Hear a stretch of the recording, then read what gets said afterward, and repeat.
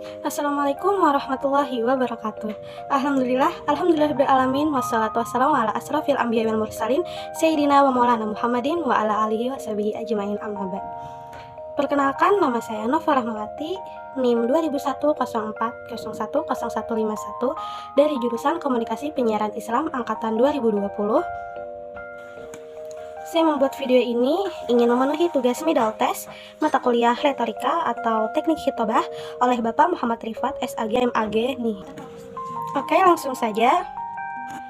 Saya akan menjawab beberapa pertanyaan yang telah diberikan oleh Bapak Muhammad Rifat. Ada 4 pertanyaan. Pertanyaan pertama, apa itu retorika? Mengapa dakwah perlu retorika? Oke, retorika itu berasal dari bahasa Yunani yang artinya retor, yaitu seorang juru pidato atau orator. Menurut Brooks dan Warren menjelaskan bahwa retorika adalah seni penggunaan bahasa secara efektif. Oleh sebab itu, pada awalnya retorika memang diartikan sebagai seni untuk berbicara yang dicapai berdasarkan bakat alam atau talenta dan keterampilan teknis. Jadi, retorika itu adalah seni berbicara yang telah digunakan pada masa zaman Yunani dulu. Mengapa retorika penting dalam berdakwah? Karena penggunaan retorika dalam berdakwah itu sudah dilakukan oleh para nabi dan rasul yang terdapat dalam Quran surah Al-Ibrahim ayat 4. Yang mana di dalam pelaksanaan dakwah tersebut bahasa lisan banyak digunakan oleh Rasulullah SAW. Rasulullah SAW mengkomunikasikannya dengan retorika yang mengesankan, baik melalui pidato maupun dengan cara lain.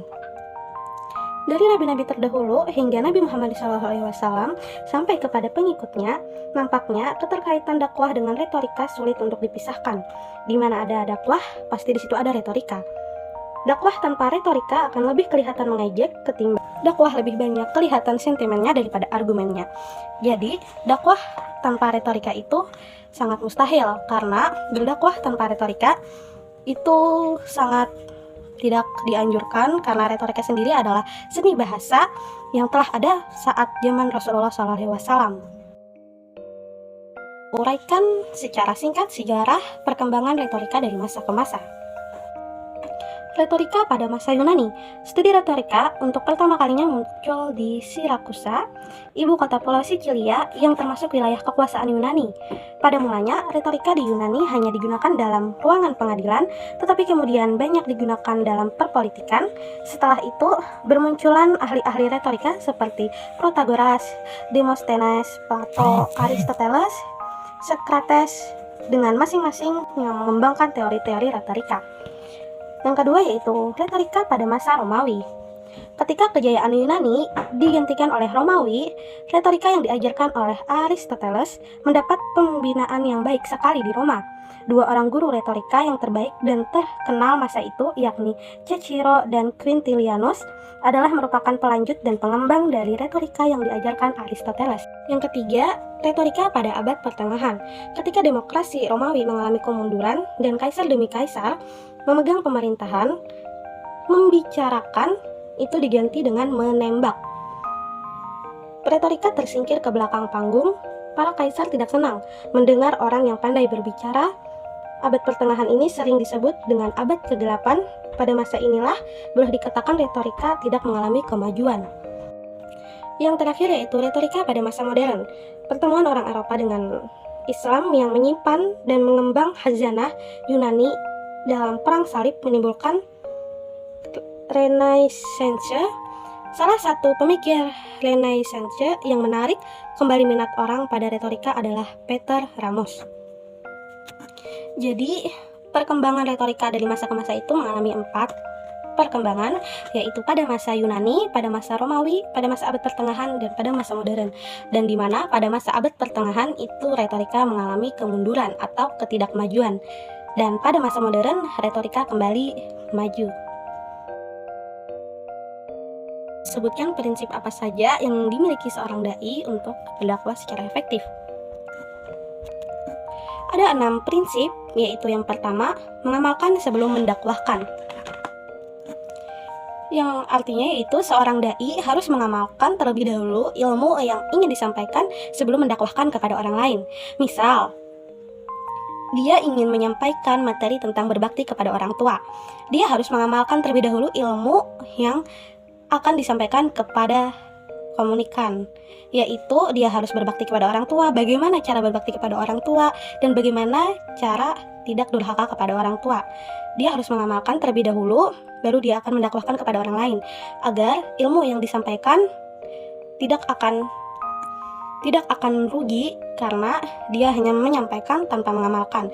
Makanya seorang dai itu harus mempunyai prinsip mengamalkan terlebih dahulu baru mendakwahkan kepada orang lain. Prinsip yang kedua yaitu memiliki pengetahuan, di mana seorang dai harus memiliki ilmu pengetahuan yang lebih untuk disampaikan kepada masyarakat. Seorang dai jika memiliki pengetahuan yang minim, dia akan tidak siap saat menyampaikan materi untuk orang-orang. Seorang dai harus memiliki ilmu pengetahuan yang mumpuni, yang mana pengetahuan itu telah dia pelajari sebelum dia tampil di depan orang-orang, di depan banyak orang. Prinsip yang ketiga yaitu tulus dan ikhlas, di mana seorang dai harus memiliki keikhlasan hati dan ketulusan untuk menyampaikan materi kepada khalayak umum.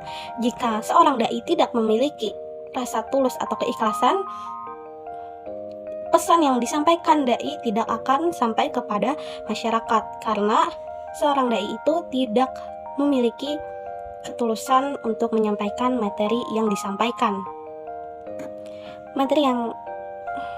Prinsip yang keempat yaitu punya semangat. Seorang dai harus memiliki semangat yang tinggi untuk menyampaikan dakwah kepada khalayak umum. Jika seorang dai tidak memiliki semangat, maka pendengar pun akan merasa mengantuk saat mendengarkan ceramahnya. Dan seorang dai jika tidak memiliki semangat, maka pesan yang disampaikan mungkin kurang masuk kepada masyarakat. Maka dari itu seorang dai harus mempunyai semangat yang tinggi untuk menyampaikan agama Allah, yaitu ceramah atau pidato kepada masyarakat atau khalayak umum. Prinsip yang kelima yaitu mau praktek. Seorang dai harus mau praktek pidato di depan banyak orang. Jika tidak, dia tidak memiliki pengalaman dan akan merasa grogi saat di depan banyak orang. Jadi seorang dai itu haruslah sering-sering melakukan praktek untuk kelancaran di depan banyak orang, untuk berbicara di depan banyak orang. Prinsip yang terakhir yaitu istiqomah. Seorang dai harus istiqomah dalam menjalankan dakwahnya kepada masyarakat. Seorang dai harus istiqomah menyampaikan dakwah untuk masyarakat agar ilmu yang telah diamalkan akan berguna kepada masyarakat. Misal dia telah banyak memiliki ilmu, salah satunya tentang ilmu fikih, dia harus istiqomah untuk berdakwah kepada masyarakat agar masyarakat yang tidak mengenal atau tidak tahu tentang ilmu fikih menjadi tahu dengan semangat, dengan ketulusan, dan dengan prinsip-prinsip sebelumnya yang telah dijalankan oleh seorang dai.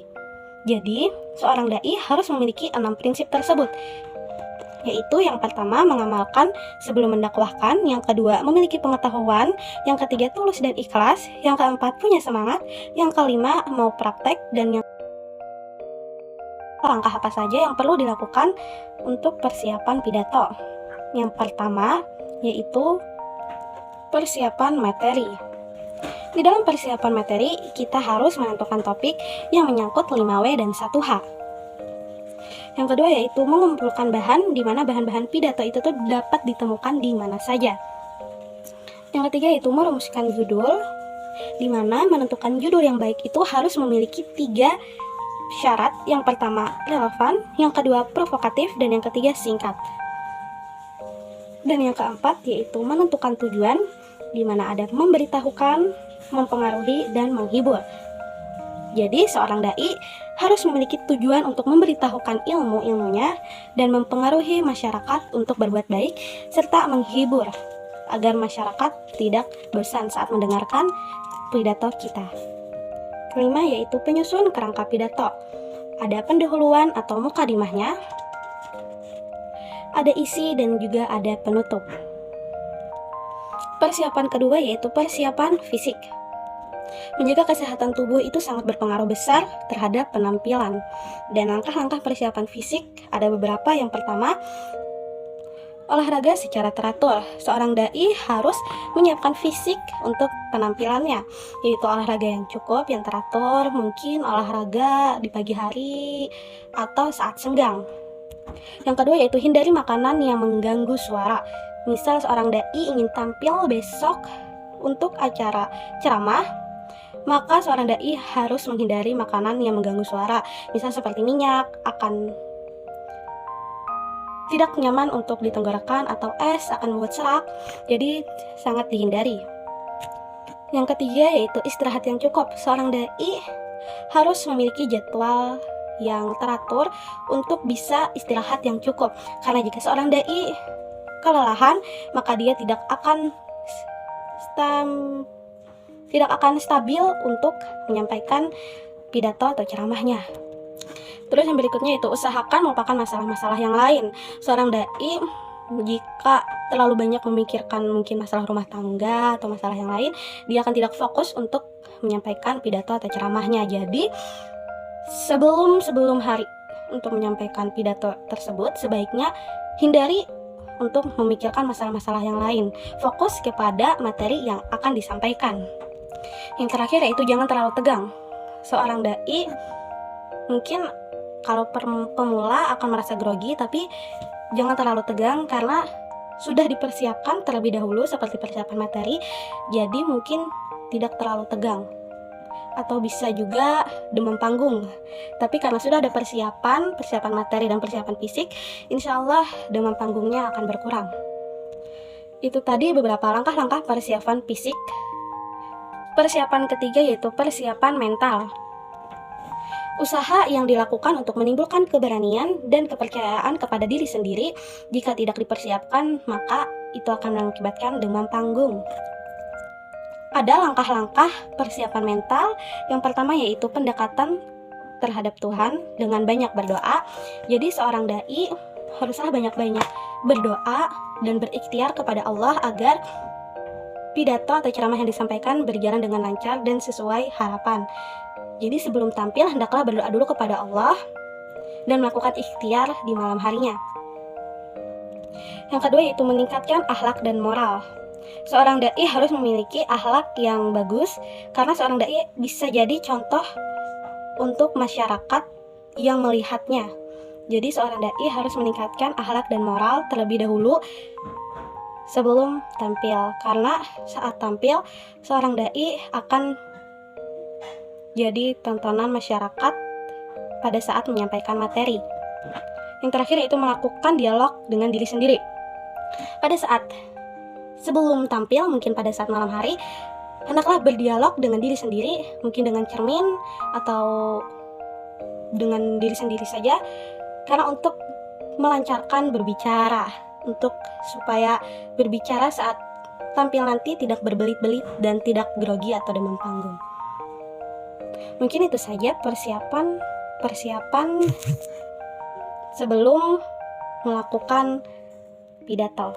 Dan itu tadi jawaban dari pertanyaan retorika. Semoga dapat dipahami, dan apabila ada salah kata mohon dimaafkan. Saya Nova Rahmawati. Wassalamualaikum warahmatullahi wabarakatuh.